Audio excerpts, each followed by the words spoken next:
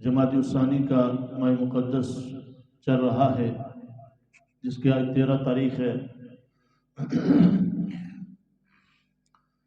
اس مہینے کی 22 تاریخ کو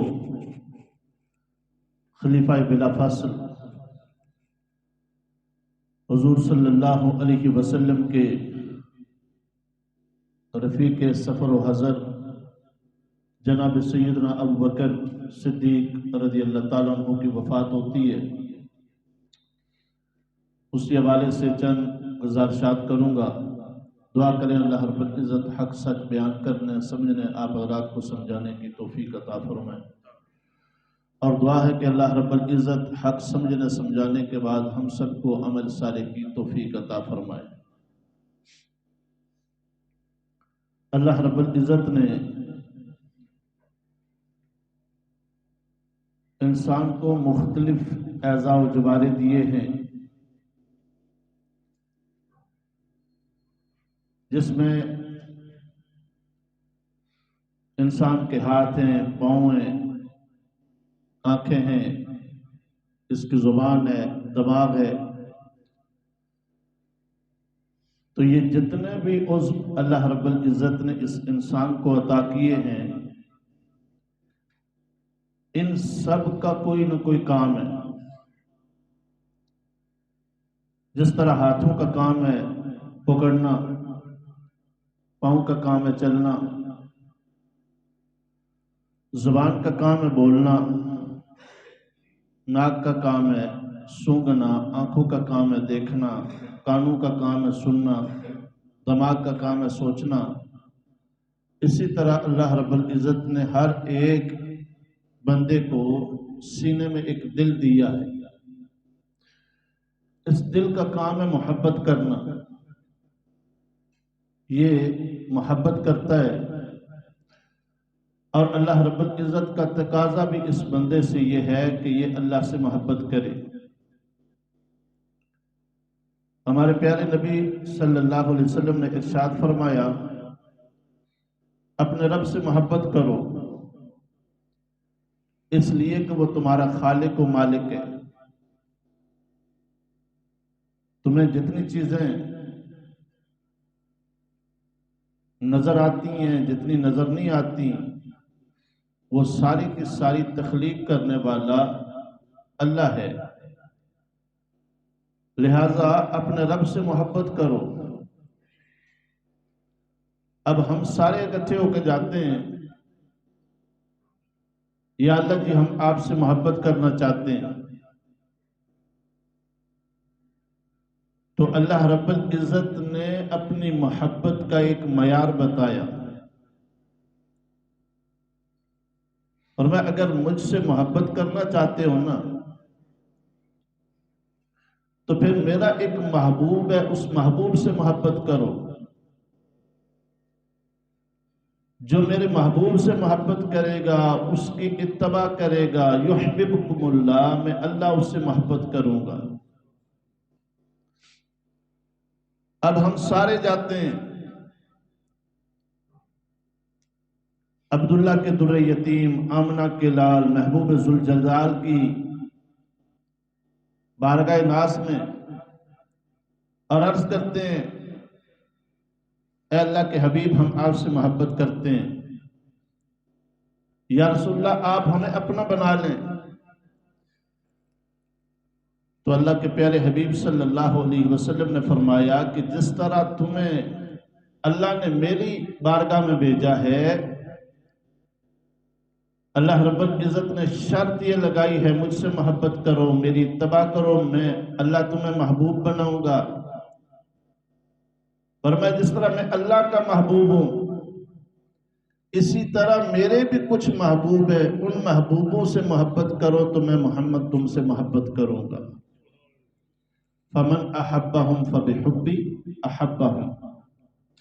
فرمایا میرے صحابہ، میرے اہل بیت، یہ میرے پیارے ہیں، تم ان سے محبت کرو، میں محمد تم سے محبت کرنے لگوں گا۔ اب جو بندہ یہ کہتا ہے کہ میں مسلمان بھی ہوں، مومن بھی ہوں، اللہ کے حبیب کے اصحاب یا اہل بیت میں سے کسی سے محبت نہیں کرتا تو حضور بھی اس سے محبت نہیں کرتے، یہ اس کی غلط فہمی ہے۔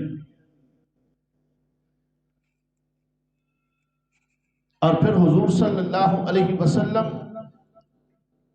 اپنے تمام اصحاب و اہل بیت سے بہت زیادہ محبت کرتے تھے، اسی لیے تو آپ نے فرمایا فمن احبہم فبحبی احبہم، فرمایا جس نے ان سے محبت کی اصحاب و اہل بیت سے، گویا اس نے میری وجہ سے محبت کی۔ اور اللہ نہ کرے کوئی بدباطن نے،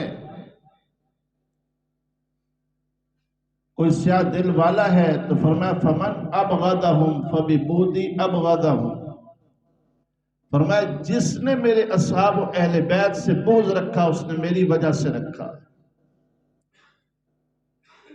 کیونکہ اصحاب و اہل بیت کی جو نسبت رسول ہے صلی اللہ علیہ وسلم وہ بہت اعلیٰ ہے،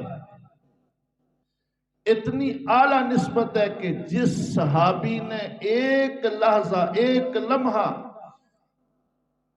حضور صلی اللہ علیہ وسلم کی ایمان کی حالت میں زیارت کی، اسے نماز پڑھنا نصیب نہیں ہوئی، اسے روزے رکھنے نصیب نہ ہوئے، اسے حج، جہاد اور باقی عبادات نصیب نہ بھی ہوں، صرف والضحیٰ کا مکھڑا ایک نظر ایمان کی حالت میں دیکھا تو اللہ رب العزت اس پہ راضی ہے، اس پہ جہنم کی آگ حرام ہے۔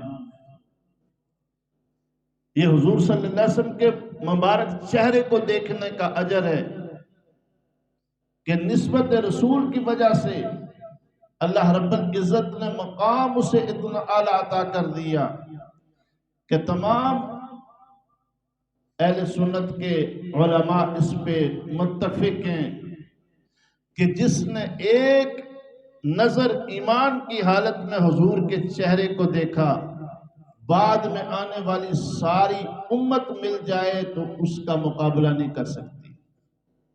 کیوں؟ حضور صلی اللہ علیہ وسلم کا مبارک چہرہ کوئی معمولی چیز تو نہیں نا۔ اللہ رب العزت نے حضور کا چہرہ اتنا اعلیٰ رکھا تھا کہ آپ صلی اللہ علیہ وسلم نے فرمایا جس نے ایک مرتبہ مجھ محمد کے چہرے کو دیکھا، اللہ نے اس پہ ایمان کی حالت میں دیکھا، اللہ نے اس پہ جہنم کی آگ حرام کی۔ فقد حرم اللہ علیہ النار، فرمایا اور رآ من رآنی، اور جس نے مجھے دیکھنے والے کو دیکھا اس پہ بھی اللہ نے جہنم کی آگ حرام کر دی۔ تو حضور کے چہرے کو دیکھنے والا صحابی اتنا اعلیٰ ہو گیا، اللہ نے اسے مقام اتنا عطا کر دیا کہ بعد میں آنے والے حضور کا جنہوں نے زمانہ نہیں پایا انہوں نے صحابہ کا زمانہ پایا، ایمان کی حالت میں کسی صحابی کی زیارت کر دی، اس پہ بھی جہنم کی آگ حرام ہو گئی۔ یہ کیوں؟ اس لیے کہ حضور کے اصحاب و اہل بیت اتنی شان والے ہیں، اتنے مقام والے ہیں کہ رب ان سے راضی ہے۔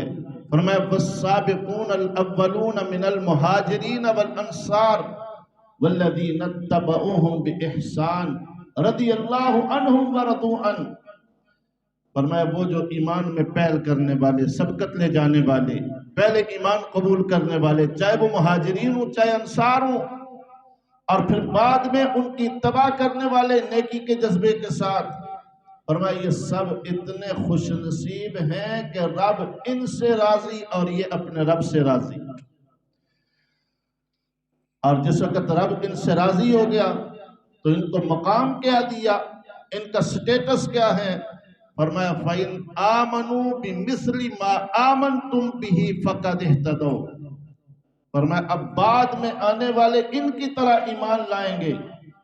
فَإِنْ آمَنُوا بِمِثْلِ، فرمایا بِمِثْلِ ان کی مثل ایمان لائیں گے، ان کی طرح ایمان لائیں گے تو اللہ کے ہاں ان کا ایمان قابل قبول ہوگا۔ اس لیے ہم اپنے آپ کو کیا کہتے ہیں؟ اہل سنت والجماعت، کہ حضور صلی اللہ علیہ وسلم کی سنتوں پہ عمل کرنے والے، حضور کے طریقے پہ چلنے والے، والجماعت وہ جو حضور کے اصحاب نے ہمیں بتایا، حضور کے اصحاب نے کر کے دکھایا، تو ہم اہل سنت والجماعت ہیں کہ حضور صلی اللہ علیہ وسلم کا جو طریقہ ہے، صحابہ نے جس طرح کر کے دکھایا بتایا، ہم اسی طرح کرتے ہیں، اور الحمدللہ یہ ناجی فرقہ ہے۔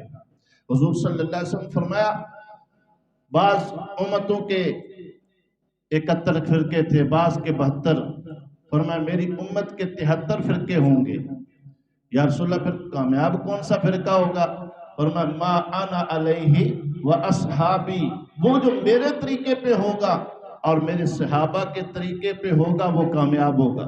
تو الحمدللہ اللہ نے ہمیں یہ شرف عطا کیا ہے کہ ہم حضور والے بھی ہیں، حضور کے اصحاب و اہل بیت والے بھی ہیں، اولیاء اللہ والے بھی ہیں۔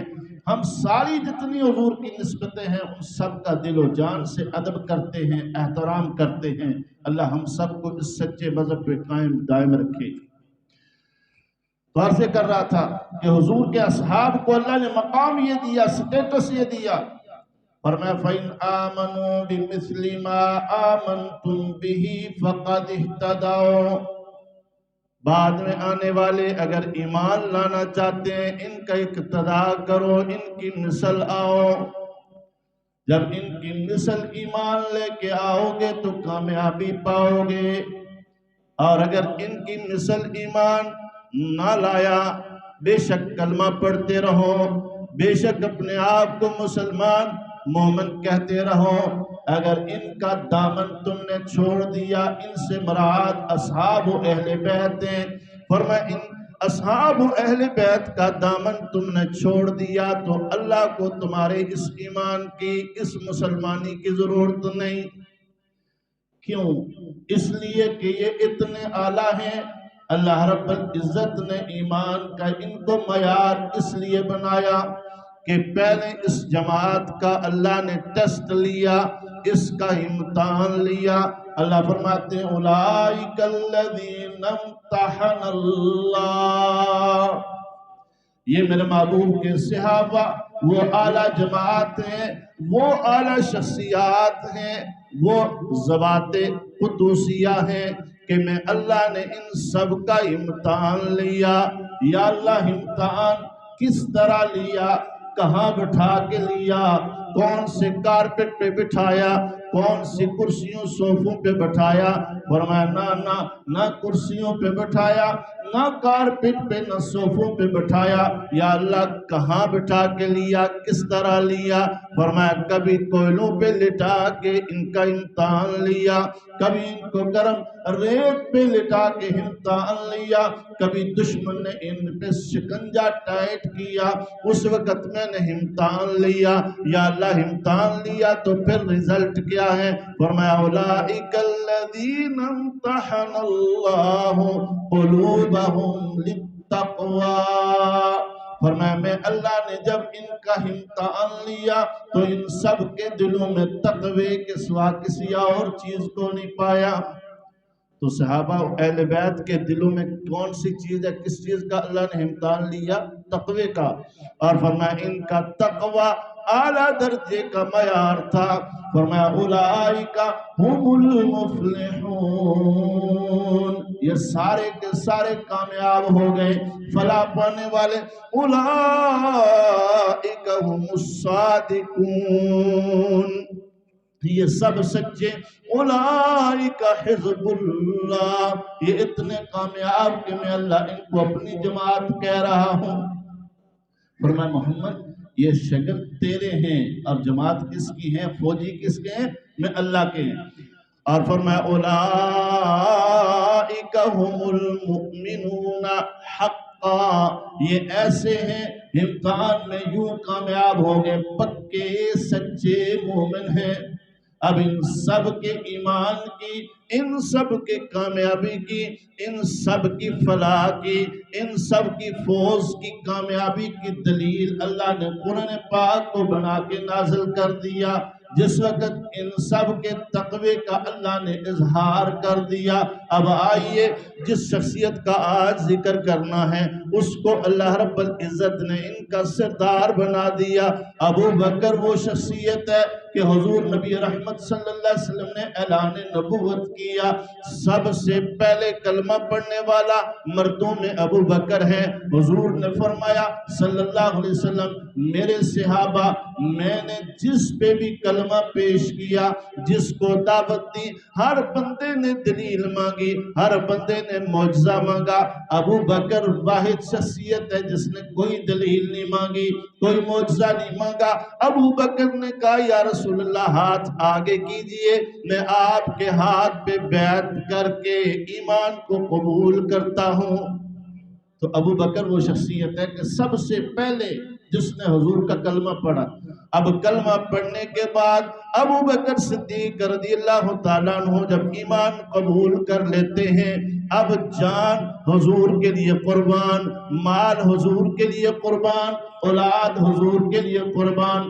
جتنی چیزیں انسان کو پسند ہوتی ہیں، محبوب ہوتی ہیں، ہر ایک چیز کو حضور صلی اللہ علیہ وسلم کے اوپر قربان کر دیا۔ سب سے پہلے اپنی جان ہے۔ عائشہ صدیقہ رضی اللہ تعالیٰ عنہ فرماتی ہیں حضرت ابو بکر گھر میں کام کر رہے ہیں، کسی نے آ کے بتایا ارے آپ کے جو نبی ہیں انہوں نے بیت اللہ میں دعوت دی، کہا لوگوں پڑھ لو کلمہ تم کامیاب ہو جاؤ گے۔ لوگوں نے انہیں مارنا شروع کر دیا، ارے ابو بکر تم گھر میں ہو، تمہارے محبوب کو تو قریش والے مار رہے ہیں۔ ابو بکر دوڑتے ہوئے جاتے ہیں اور جا کے کہتے ہیں اتقتلون رجلا ان یقول ربی اللہ، ارے لوگوں محمد صلی اللہ علیہ وسلم کو کیوں مار رہے ہو؟ زمین کا جھگڑا کوئی نہیں، جائیداد کا جھگڑا کوئی نہیں، کوئی اور مال وغیرہ کا جھگڑا نہیں، صرف اتنا ہے کہ حضور پاک کہتے ہیں تمہارا اور میرا رب اللہ ہے، اللہ کی عبادت کرو، بتوں کی عبادت نہ کرو، اس لیے حضور کی مخالفت کرتے ہو۔ سب نے حضور کو چھوڑ دیا، ابو بکر کو مارنا شروع کر دیا، اور اتنا مارا کہ ابو بکر صدیق بے ہوش ہو جاتے ہیں۔ اب جان پہ پڑی کہ مار کھانا پڑی، مار کھائی، بے ہوش ہو گئے۔ اپنے قبیلے والے، قبیلہ بنو تمیم والے آگے ہو گئے، کہنے لگے لوگوں اگر ابو بکر مر گیا تو ہم نے تم سے بدلہ لینا ہے۔ اب وہ قریش والے چھوڑ کے بھاگ گئے۔ ابو بکر صدیق کو ایک کپڑے میں ڈال کے گھر لایا جاتا ہے۔ دوپہر کے وقت کا یہ واقعہ، شام تک ابو بکر کو ہوش کوئی نہیں آتا، کبھی منہ میں پانی ڈالا جاتا ہے، کبھی کوئی دوائی، کبھی کوئی دوائی، لیکن ابو بکر کو ہوش نہیں آتا۔ سارے برادری والے چلے گئے، ماں بوڑھی پاس ہے، ماں خیال رکھ رہی ہے۔ جو ہی ابو بکر کی آنکھ کھلی، ابو بکر نے پہلا سوال کیا ارے اماں بتائیے نا میرے محبوب کا کیا حال ہے؟ کتنی مار پڑی، صبح مار پڑی، بے ہوش ہے صبح سے دوپہر سے بے ہوش ہے شام تک۔ شام کو پوچھتے ہیں ارے اماں بتاؤ نا میرے محبوب کا کیا حال ہے، آمنہ کے لال کا کیا حال ہے، محبوب رب ذوالجلال کا کیا حال ہے؟ اماں کہتی ہے مجھے کوئی پتہ نہیں۔ حضرت جمیل جو مسلمان ہو چکی تھی، حضرت عمر کی بہن، کہا ان سے جا کے پوچھیں۔ جب وہ آئیں انہوں نے بتایا حضور خیریت سے ہیں، دار ارقم میں ہیں۔ ابو بکر کہتے ارے جلدی کرو مجھے حضور کے پاس لے جاؤ۔ اب یہ دونوں خواتین سہارا دیتی ہیں اور کندھے سے پکڑ کے لے کے جاتی ہیں۔ دار ارقم کا دروازہ کھلتا ہے، جو ہی حضور پاک صلی اللہ علیہ وسلم سامنے نظر آئے، ابو بکر صدیق نے دور سے نعرہ لگایا کل مصیبت بعدک جلل، اے میرے محبوب صلی اللہ علیہ وسلم اگر آپ خیریت سے ہیں تو ابو بکر کو اپنی تکلیف کی فکر کوئی نہیں۔ اتنی مار پڑی ہے اس کی فکر ہی کوئی نہیں، اپنے سارے زخم بھول گئے، ساری تکلیف بھول گئی، کیوں؟ حضور صلی اللہ علیہ وسلم خیریت سے۔ تو پہلی چیز جان ہے، قربان کر دی۔ دوسری چیز اولاد ہے، ساری اولاد کو حضور پاک صلی اللہ علیہ وسلم کی خدمت کے لیے لگا دیا۔ اور ابو بکر وہ واحد صحابہ میں انسان ہے جس کی 4 نسلیں حضور کی غلام ہیں، حضور کی صحابی ہیں۔ والد بھی حضور کا صحابی، ابو بکر بھی حضور کا صحابی، ابو بکر کی اولاد بھی حضور کی صحابی، اور پھر ابو بکر کی اولاد یعنی پوتے بھی حضور کے صحابی، نواسے بھی حضور کے صحابی، 4 پشتوں کو اللہ نے حضور کا صحابی بنایا۔ اب حضرت ابو بکر صدیق اپنی اولاد بھی قربان کر دیتے ہیں۔ پھر حضور پاک نے فرمایا ابو بکر یہ علاقہ چھوڑنا ہے، ہجرت کرنی ہے۔ اب حضور کی خاطر اپنا علاقہ چھوڑ دیا، گھر چھوڑ دیا، زمین چھوڑ دی، جائیداد چھوڑ دی، اپنا وطن چھوڑ دیا، 3 چیزیں، اور چوتھی چیز مال ہے۔ ابو بکر صدیق نے مکہ میں بھی حضور کے اوپر مال لوٹایا، اور جس وقت مکہ سے ہجرت کر کے جانے لگے 4000 درہم تھے ابو بکر کے پاس، سارے لے کے چلے گئے، اور جو ہی مدینہ طیبہ میں گئے سب سے پہلے حضور پاک نے مسجد نبوی کی بنیاد رکھی۔ مسجد نبوی شریف کی جگہ ابو بکر نے خرید کے وقف کی، اس کے لیے پیسے ابو بکر نے دیے۔ پھر 8 غلام ہیں جن کو خرید کے آزاد ابو بکر نے کیا۔ پھر غزوہ تبوک آیا، اللہ رب العزت نے اپنے محبوب صلی اللہ علیہ وسلم کو غزوے میں جانے کا فرمایا۔ حضور پاک نے فرمایا من ذا الذی یقرض اللہ قرضا حسنا، ارے کون ہے تم میں سے جو رب کو قرض حسنا دے، اور پھر اس رب کو قرض حسنا دے فَيُضَاعِفَهُ لَهُ أَضْعَافًا كَثِيرًا، اللہ فرماتے میں واپس تمہیں لوٹاؤں گا، تم دو گے اپنی حیثیت کے مطابق، تمہارا رب اپنی شان کے مطابق تمہارے لوٹائے گا، اپنی شان کے مطابق تمہیں واپس لوٹائے گا۔ اب اللہ رب العزت نے جس وقت اعلان کروایا، حضور پاک نے اعلان کیا، ابو بکر سارے گھر کا مال لے کے آ گئے، گھر میں ایک سوئی تک نہ چھوڑی۔ میں عائشہ فرماتی ہیں حضور پاک نے دیواروں پہ ہاتھ مارا، میں نے کہا ابا جی یہاں کیوں ہاتھ پھیرنے؟ فرمایا بیٹی اس وجہ سے کچھ عرصہ پہلے یہاں سوئی گاڑی تھی، وہ سوئی بھی آج حضور کے قدموں میں پیش کرنی ہے۔ ابو بکر آج گھر میں ایک پن تک نہیں رہنے دے گا، ایک سوئی تک نہیں رہنے دے گا، سب کچھ لے کے آئے۔ جس وقت حضور پاک کے سامنے بیٹھے، حضور پاک صلی اللہ علیہ وسلم نے فرمایا ابو بکر بتاؤ نا گھر کیا چھوڑ کے آئے ہو؟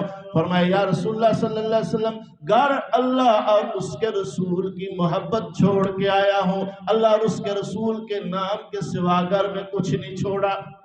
شاعر کیا کہتا ہے پروانے کو چراغ بلبل کو پھول بس، ابو بکر کے لیے اللہ اور اس کا رسول بس، تو سب کچھ قربان کر دیا۔ جس وقت سب کچھ قربان کیا، حتیٰ کہ جسم کے اوپر لگا ہوا لباس قیمتی اسے بھی اتارا، حضور صلی اللہ علیہ وسلم کی کچہری میں پیش کر دیا، خود ٹاٹ کا لباس پہنا اور کیکر کے کانٹے لگا دیے بٹنوں کی جگہ۔ اب جبریل امین آئے، جبریل کے تن پہ بھی وہی لباس ہے جو ابو بکر کے تن کے اوپر ہے۔ ارے جبریل تو نورانی مخلوق ہے، تو نے آج یہ لباس کیوں پہنا ہے؟ فرمایا یا رسول اللہ صلی اللہ علیہ وسلم اس لیے کہ اللہ نے فرمایا ارے میں نے تمام انسانوں کو کہا، تمام مسلمانوں کو کہا میرے محبوب صلی اللہ علیہ وسلم کی اتباع کریں، اور آج تم فرشتوں سے کہتا ہوں میرے محبوب کے ابو بکر کی اتباع کرو۔ جو لباس ابو بکر نے پہنا ہے تم سارے وہی لباس پہنو۔ اب جبریل نے بھی پہنا، سارے فرشتوں نے بھی پہنا، اور جبریل کہنے لگے یا رسول اللہ صلی اللہ علیہ وسلم اللہ نے آپ کے لیے سلام بھیجا، آپ کے ابو بکر کے لیے بھی اللہ نے سلام بھیجا۔ اللہ فرماتے ہیں ابو بکر کو سلام دے دیں۔ اب حضور صلی اللہ علیہ وسلم فرمایا ابو بکر یہ جبریل آیا ہوا ہے تمہیں سلام کہہ رہا ہے۔ یا رسول اللہ ابو بکر کو سلام کہتے ہوئے جبریل کیا یہ کہہ رہا ہے کہ اللہ نے نام لے کے سلام بھیجا؟ فرمایا ہاں اللہ سمانی لک، اللہ سماک، فرمایا ہاں اللہ نے تیرا نام لے کے تجھے سلام بھیجا ہے۔ ابو بکر رونے لگ پڑے، یا رسول اللہ صلی اللہ علیہ وسلم کہاں میرے نصیبے کہ رب نے مجھے سلام بھیجا ہے؟ اچھا کوئی رب نے پیغام بھیجا ہو؟ فرمایا رب کا پیغام یہ ہے ابو بکر، جان پہ آئی تو نے جان لٹا دی، مال پہ آیا مال لٹا دیا، وطن چھوڑنا پڑا، گھر چھوڑنا پڑا، جائیداد چھوڑنے پڑی، ساری چھوڑ دی۔ ارے ابو بکر یہ سب کچھ کرنے کے بعد تو اپنے رب سے راضی ہے کہ کوئی نہیں؟ ابو بکر رو پڑے، یا رسول اللہ صلی اللہ علیہ وسلم یہ تو کچھ بھی نہیں ہے، اگر مجھے 100 جان دی جائے تو وہ بھی اللہ کے لیے قربان ہے۔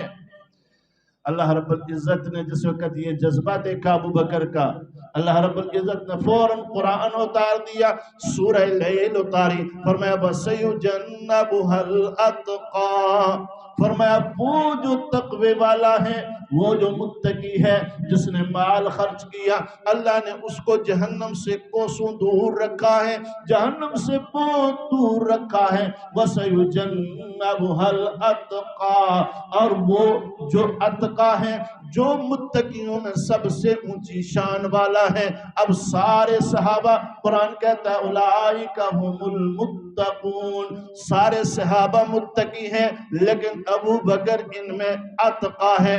کیا مطلب؟ سب سے زیادہ پرہیزگار ہے، سب سے زیادہ تقوی والا ہے۔ اسی لیے کہتے ہیں نا صدیق اکبر، سارے صحابہ اولئک ھم الصادق صدیقون، سارے صحابہ سچے ہیں، لیکن ابو بکر صدیق اکبر ہیں۔ اسی طرح سارے صحابہ متقی ہیں، سارے صحابہ تقوی والے، لیکن ابو بکر کو اللہ نے فرمایا اتقا، بہت زیادہ تقوی والا ہے۔ اور اللہ نے قرآن اتار کے اپنے محبوب کے صحابہ سے فرمایا میرے صحابہ ان اکرمکم عند اللہ اتقاکم، تم جتنے میرے محبوب کے صحابہ ہو، تم میں سب سے زیادہ اللہ کے ہاں مقام والا، عزت والا، احترام والا، سب سے زیادہ محترم وہ ہے جو سب سے زیادہ تقوی والا ہے۔ اور صحابہ میں سب سے زیادہ تقوی والا ابو بکر ہے۔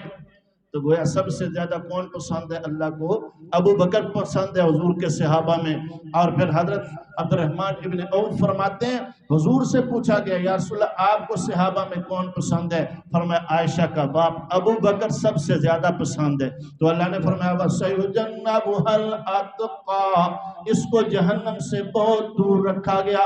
کس کو؟ فرمایا وہ جو تقوی والا ہے۔ اور یہ آیات کس کے بارے میں لکھی گئی؟ سارے مفسرین کا اس پہ اتفاق ہے، یہ آیات ابو بکر کی شان میں اتری۔ آگے اللہ فرماتے ہیں الذی یؤتی مالہ یتزکا وما لأحد عنده من نعمت تجزا، یہ جو ابو بکر نے مال خرچ کیا، یہ جو حضور صلی اللہ علیہ وسلم پہ مال لوٹایا، اس وجہ سے نہیں لوٹایا کہ کسی پہ اس کا احسان تھا یا کسی بندے نے اس پہ احسان کیا تھا، نہیں، بلکہ صرف اور صرف الا ابتغاء وجہ ربہ الاعلی، یہ اپنے رب کی رضا کے لیے کرتا رہا۔ یعنی جتنا بھی مال جائیداد سب کچھ چھوڑا، ابو بکر نے دکھاوے کے لیے نہیں چھوڑا، کسی کا اس پہ احسان تھا اس لیے نہیں چھوڑا۔ فرمایا صرف اس سب کچھ کرنے کے پیچھے نیت کیا ہے، ارادہ کیا ہے؟ الا ابتغاء وجہ ربہ الاعلی، صرف نیت یہ ہے میرا رب خوش ہو جائے۔ اب رب کا اعلان سنیں، اللہ فرماتے ہیں والا سوف یرضی، میں اللہ بھی ابو بکر کو اتنا عطا کروں گا کہ ابو بکر راضی ہو جائے گا۔ اب ادھر ابو بکر نے سب کچھ خرچ کیا اللہ کو راضی کرنے کے لیے، اللہ نے اعلان فرما دیا ابو بکر کو بھی اتنا دیا جائے گا، ابو بکر راضی ہو جائے گا۔ اور کتنا دیا جائے گا؟ میرے اور آپ کے پیارے نبی صلی اللہ علیہ وسلم نے ایک مرتبہ جنت کا ذکر کیا، تذکرہ جنت ہو رہا ہے، جنت کا حسن بیان ہو رہا ہے، جنت کے دروازے، اس کے بالا خانے بیان ہو رہے ہیں۔ حضرت عبد الرحمن بن عوف کہتے ہیں ایک صحابی نے پوچھا یا رسول اللہ صلی اللہ علیہ وسلم کوئی ایسا خوش نصیب بھی ہے کہ جس کے لیے جنت کے سارے دروازے کھول دیے جائیں، 8 کے 8 دروازے منتظر ہوں کہ یہ بندہ ہمارے اندر سے داخل ہو، اس کو ہم میں سے داخل کیا جائے۔ حضور مسکرائے، حضور نے فرمایا ہاں میرے صحابہ، میرا ابو بکر ہے جس کو جنت کا ہر دروازہ آواز دے گا، آؤ ابو بکر ہمارے سے اندر ہو جاؤ، ہمارے سے داخل ہو جاؤ۔ کیوں؟ ابو بکر اتنا اعلیٰ ہے، اس کا تقوی اتنا اعلیٰ ہے، رب کو، رب کے حبیب کو اتنا راضی کیا کہ اللہ رب العزت اتنے راضی ہیں کہ جنت کے 8 دروازے ابو بکر کے لیے کھل گئے۔ اور صرف اتنا ہی نہیں، شاہ عبدالحق محدث دہلوی رحمت اللہ علیہ فرماتے ہیں ابو بکر وہ ہے کہ جس کو اللہ نے مقام یہ عطا کیا، کل قیامت کے دن جس وقت اللہ کا غصہ، جلال، غضب بہت زیادہ ہوگا، اللہ پاک کے محبوب سفارش کریں گے یا اللہ حساب و کتاب شروع کر دے۔ اب حضور صلی اللہ علیہ وسلم جس وقت دعا کریں گے، سفارش کریں گے، اللہ فرمائیں گے ٹھیک ہے حساب و کتاب شروع کرتا ہوں۔ ارے محبوب بھیجو تو صحیح نہ، کس سے حساب کی ابتدا کروں، سب سے پہلے کس سے حساب لوں؟ اللہ پاک نے جس وقت یہ فرمایا، اللہ کے محبوب نے فرمایا سب سے پہلے میں قیامت کے دن ابو بکر کا بازو پکڑ کے اللہ کی عدالت میں پیش کروں گا، یہ میرا ابو بکر ہے، یا اللہ اس سے حساب لے لے، اس سے حساب کتاب کر لے۔ اللہ فرمائیں گے جاؤ ابو بکر، تمہارے لیے جنت کے 8 دروازے کھلے، جس سے چاہو داخل ہو جاؤ۔ تم نے کبھی اللہ کے محبوب سے حساب نہیں کیا تھا، ہم بھی تمہیں بغیر حساب کتاب جنت عطا کرتے ہیں۔ تو یہ ابو بکر وہ شخصیت ہے جو اس مہینے کی 22 تاریخ کو اللہ کے پاس گئے کہ جو جنتی ہیں، اور حضور صلی اللہ علیہ وسلم نے فرمایا ابو بکر غار میں بھی میرا ساتھی تھا، مزار میں بھی میرا ساتھی ہوگا، اور حوض کوثر پہ بھی میرا ساتھی ہوگا۔ میں جام بھر بھر کے ابو بکر کو دوں گا، ابو بکر میرے امتیوں کو پلائے گا۔ تو میرے بھائیوں اور دوستوں، ابو بکر آج بھی حضور کے روزے میں حضور کے ساتھ آرام فرما رہے ہیں۔ دعا کرے اللہ مجھے اور آپ سب کو ان مقدس ہستیوں کا ادب احترام کرنے، ان کے نقش قدم پہ چلنے کی توفیق عطا فرمائے۔